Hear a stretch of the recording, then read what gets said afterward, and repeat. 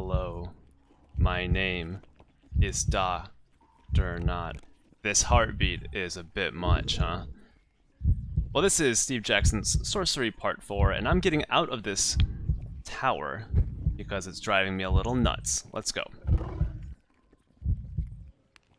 You stand outside another tower, paths snaking this way and that around you. The wind picks up a little spray from the water and splashes it into your face. It stings where it touches you. This has happened about 50 times. Let's look. What do we see? You lean out over the path and look down into the water. It is black, reflectionless, as though infinitely deep. The air seems to fizz and crackle with secret energy. Which way now? Okay. We do northeast. Let me see. Can we keep going? We can. We can go over here and go to these two. Let's do that, and then we'll move our way back out this way and keep going that way. This way and that way. This way and that way. The path winds between crumbling towers and dagger-like buttresses. A few clouds drift across the sky. So this one, I guess I could leave out this one and go back this way. So let's go to the north tower first. Can I go out this way? Oh, I can. Let's go here first then. You step into the tower and sense the presence of magic immediately. A moment later, you begin to feel giddy. Something is happening. Let's check ourselves. You check yourself over. You appear to be fine, but the tower is not. The ceiling is bearing down on your head. The whole room is tightening up like a net. Huh. You look around the room. Aside from the two doors, one opposite the one you came in by, the room is empty. But the far door is getting smaller by the minute, and there seems to be no escape. The shrinking stops just in time for you to still fit, but there is no way you'll be able to escape through the doors. Let's pray. You close your eyes and raise a prayer to Effie, but your goddess seems unable to help you. The room does not grow back in size. Is this the end? Caught inside a tower like a wasp in a jar? Turn your head left and right as best you can, looking for something to aid you, but you can find nothing. Let's just wait a little bit. Let's see what happens. You wait, hoping the effect of whatever spell has trapped you will fade, but it does not. Why would I draw my sword? I probably don't even have room to do this. You try to throw your arms wide to cast a spell, but the room has shrunk far enough that there isn't enough space to catch the starlight. Are you joking? I actually have to literally move my hands up to catch starlight in order to use my magic? That is terrible. There is... Oh my god. There is only one way out of this situation. You draw your sword and ready yourself. It doesn't matter how many times you do this, you will never be comfortable with it. Are you joking? Are we seriously gonna have to kill ourselves? This is just... You raise the blade to run yourself through, but your hand bashes into the wall of the tower. You do not have enough space to get the blade to your neck or chest. You will have to drive the blade up through your groin, or else you could drink poison. I would rather drink poison. Are you serious? I don't even think I have poison. Oh, I do have poison. This is so irritating. This game is driving me nuts. You drive out your vial of poison and lift it to your lips, and then with a deep breath, you knock it back. Nothing happens. No! The poison barely has any flavor. It is as though it has been diluted to weakness. Whatever the reason, you are still stuck here. It's good old-fashioned homeopathy. Basically drinking water. I'm not going to stab myself in the groin. I mean, I have to. But this is so... God damn it. You lower the sword, twist it, and prepare to stab, and as you pull your arms back, you manage to put your hand through one of the walls. Perfect. The tiny bricks feel soft as butter. You push at the wall. It gives, bending outwards a little. The stone seems feeble.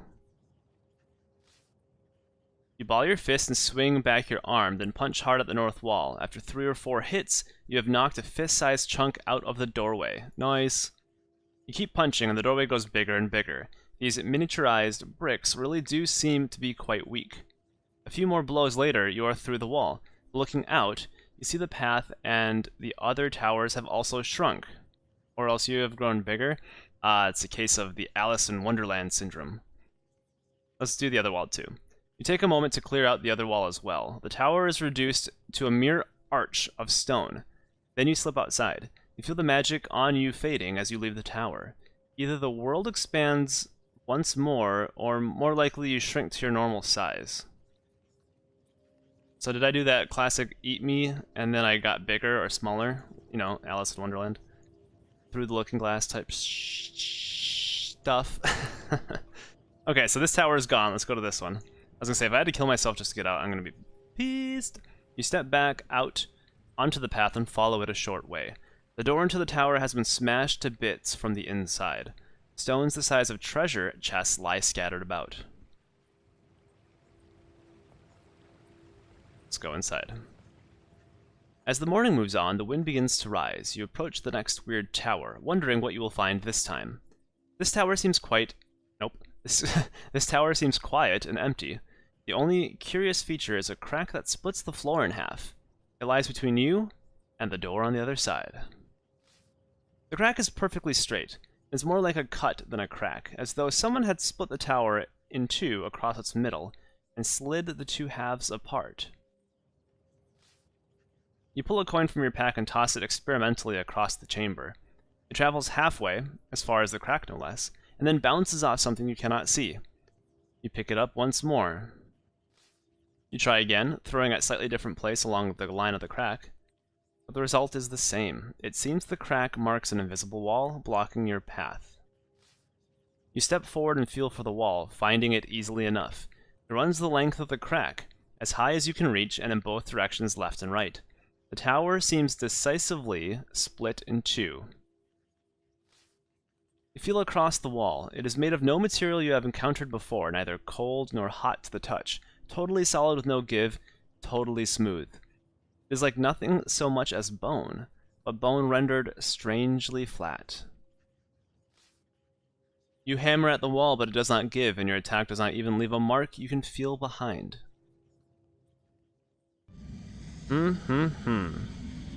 First off, before I even cast this, let me take a look at my spellbook to see if we have anything for wall invisibility. Let's go to the beginning. Okay. Zap, hot, no. Foth, that's a physical barrier in front of the caster. Okay, so Foth creates a barrier. So is there something that would be opposite of Foth? So here we have, it says counters YOB. I've got nothing. Oh. Counters MUD. Okay, let's try that.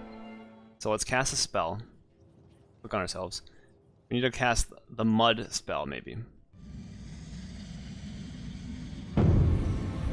Is it an option? It is not an option. Wonderful. The Job spell. Summon a goblin. Nope. The Bop spell. Can't do it. Don't have a pebble. There is not a pebble to be found.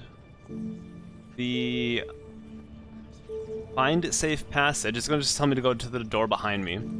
You create a fireball. That's not going to do anything. Create a wind. What would this possibly do? Let's just see it because it's free. It doesn't require any stamina on my part. You weave the constellations into a pattern around you, lifting the gale horn and blowing a loud note. A wind of terrific force builds up inside the tower, swirling about you so that your hair and cloak are whipped this way and that. Dust zephyrs dart this way and that, dancing for joy. But the other side of the tower seems quite unaffected. After a while, the wind dies once more, leaving you quite breathless. Okay. Didn't think it'd do anything, but maybe, like, I was wondering if there was, like, maybe the invisible wall only goes up to a certain height, and then the wind would blow over, and I could see things moving around, and then I could be like, oh, I can climb this. No. I did pop, or I checked it, rather. So I didn't do B, did I? Okay. So there's nothing I don't think would work. Let's just turn back. Okay, fine. Alright, so I can't remember, did we go? I don't think we have not gone through this tower before, so we're gonna go through here now. You stand outside another tower, path snaking, blah, blah, blah, blah. I don't care. Okay, near tower. As the sun climbs the sky, the winds begin to rise. You follow the path and make your way into the next tower uncertainly. What is this place? Why was it built? The room contains a large table surrounded by several chairs. Let's go check out. You approach the table only to pause as you notice a creature sitting so still you had not previously spotted them. They are fiddling with an assortment of tools and murmuring quietly. Moreover, the creature has two heads. Let's try being nice.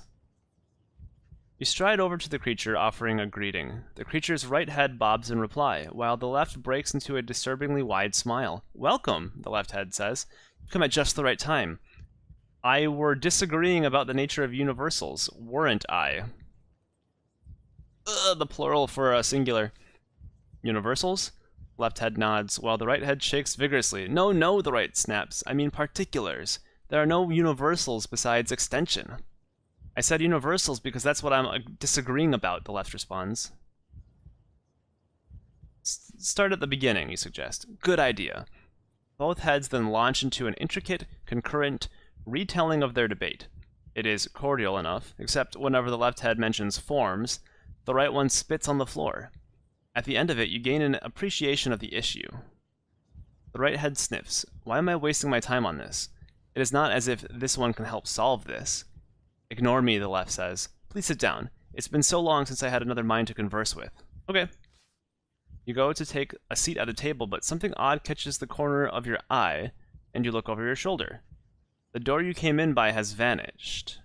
The creature watches patiently, oblivious to any change. Where is the door? Door is a meaningless concept absent of a room, the right head says. So my question is nonsensical. No, that is wrong. The presence of a door creates a room, otherwise it would just be a box, the left head replies. I am an idiot, the right retorts. If that were true, gated fields would be rooms. In the middle of the table is a candle of blood-red wax. You pick up the blood candle. The creature nods in passing. That was useful in a previous discussion, it observes. I were questioning if an inanimate object could be inherently evil. You take a seat at the table and open your mouth, but are interrupted before you can speak. Finally, someone willing to be educated, the left head says, banging his fist on the table and making the pile of tools jump. Was that a comment about me? The right retorts. What can you tell me about the college? You demand. For a place of learning, most has been forgotten, one head remarks. But if forgotten, does it still exist? The other replies. It seems likely, the first replies, as though bored. The sands of death have run here, unseen, for thousands of years. But they are not forgotten, the other returns triumphantly, as you have just proved. I would like to learn from you. Well, I have some thoughts regarding the persistence of objects, if you are interested, the left begins with pride. Only midly objectionable, I'm not sure if this is spelled correctly. The right head adds. Please, go on, you say. You are then subjected to a lengthy, tortuous lecture. It is extremely difficult to follow, but you feel as if you have learned quite a bit from listening. Do you know how to pass the Throbin door? You ask. What? Oh no, the left head said, almost fearfully. That is thoroughly practical. But there are principles, the right remarks. All locks must be unlockable to bear their status as locks, even magical ones. And the most powerful lock does not necessitate the most powerful key, the other adds. Consider the final lock, for instance, the spell annulment, the most secret spell, the most impossible, and yet easily inverted. Indeed, agrees the left head. What is the counter for the fourth lock? You demand. Oh no, replies the left head, that is most definitely applied. There is no theory in that. Wasn't that instructive? The right head says, beaming. You attempt to speak further with the creature, but it is too busy arguing with itself. You cast your eyes over the table, tools are scattered across it. Ah, says the left head, catching your eye. That was a fascinating topic. I disagreed about the tool's relationship to its worker. If someone builds a chair, how much responsibility does the hammer have? You go over to the walls and run your hands across them, but they are solid, unbroken stone. There is no trace of a door, not a single seam or new piece of mortar. It is as if the door never existed. But where is the door, you demand? The two heads answer simultaneously. Why, over there, they both say, pointing in two different directions. Neither, to your eyes, presents a door. I feel like I learned something about the Throbin door and what we have to do, and then, but at the same time, didn't. If that makes sense. Not quite sure what to gain from this. Let's see this. You cast the enchantment, but the voice does not appear. Instead, the creature begins squabbling with itself again. Oh, no, I don't want to threaten the creature. But I will. You point your sword at the creature, promising a swift death if it does not set you free. Both sets of eyes lock onto the blade. I do not know how to get out, the right head says. You must believe me. I'm not sure belief is a helpful term in this case, the left continues quickly. For what use is belief without an accompanying justification? The right head swivels to face the left, ignoring your sword. Surely I jest. Listen, imagine a series of barns, except one has been replaced by a simple prop, only seeming to be a real barn. As the right head speaks, for a moment you see a field of barns leading off to one side. What was that?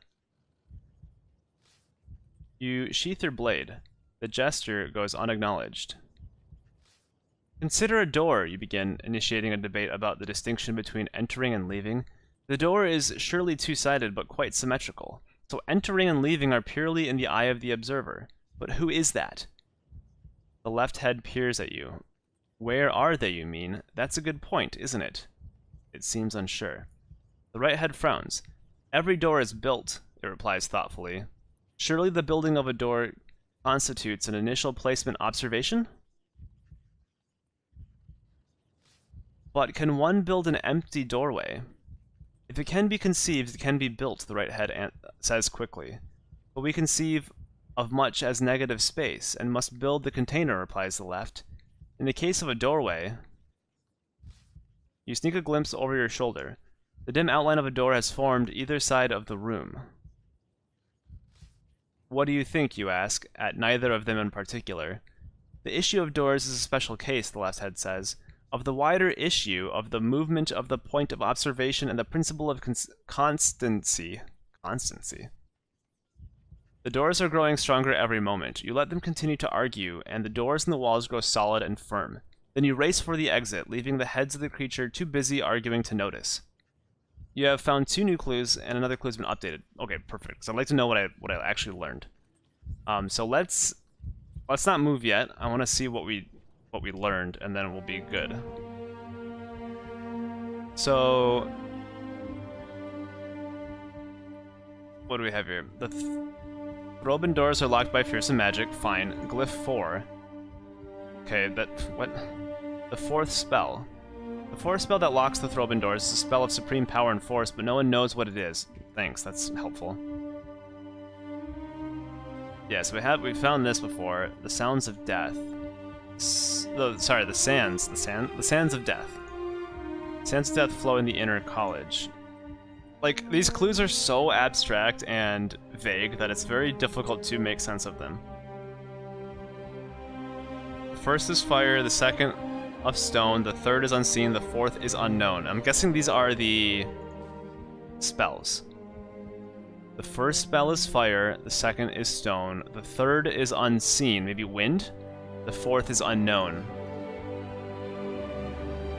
So maybe they are the 4 elements. So we've got fire, earth, wind, water? I don't know. That's my guess right now, but it's completely out of my butt, so I'm not sure. So on that note, we will leave. I enjoyed this little tower. This tower is actually pretty entertaining. One of the more entertaining towers that we've had in a while, so that's cool. So next time we'll continue. We'll head east, up this way, and take a look at what we can see here. We're slowly gaining knowledge. It's just very slow and a little tedious, but I'm glad I didn't have to stab my groin. And with that, I'll catch you next time. Thank you for watching. I'll see you then. Take care, and goodbye.